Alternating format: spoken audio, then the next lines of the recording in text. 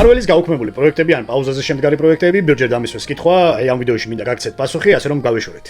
პაუზაზე შედგა 3 სერიალი, რომლებიც ყველაზე ახლოს იყვნენ გადაღებასთან, Green Light-ი არ ქონდათ, მაგრამ მაინც. ესეთი პროექტები არის Nova, ეს არის Strange-ის აკადემია და ეს არის Terror Inc.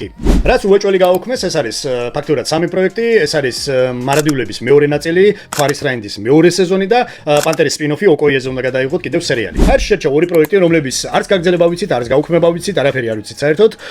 ესენი არიან ჯავშნების ბრძოლა და Blade-ში, როგორც მოგეხსენებათ, მახერშალალის უკვე კარგი ხანია უნდა ეთამაშა ეს როლი, მაგრამ ალბათ სანამ Wesley Snipes არ დაეწევა ასაკში, მანამდე არც აპირებენ გადაღებას.